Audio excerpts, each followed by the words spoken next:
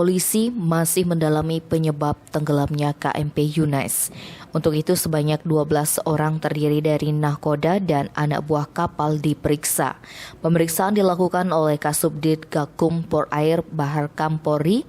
Lokasi pemeriksaan dibagi dua, yaitu di Satpol Airut Gilimanuk dan Ketapang. Pelaksana tugas Kasubdit Gakum Ditpol Airut Polda Bali Kompol Gusti Nyoman Sudarsana mengatakan saat ini ke-12 orang nahkoda dan ABK tersebut masih berstatus saksi.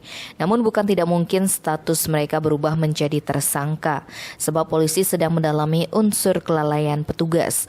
Apalagi ada isu bahwa kapal sudah bocor sejak awal tetapi masih diberangkatkan. Hal ini semakin mendorong polisi untuk mengusut unsur kelalaian tersebut.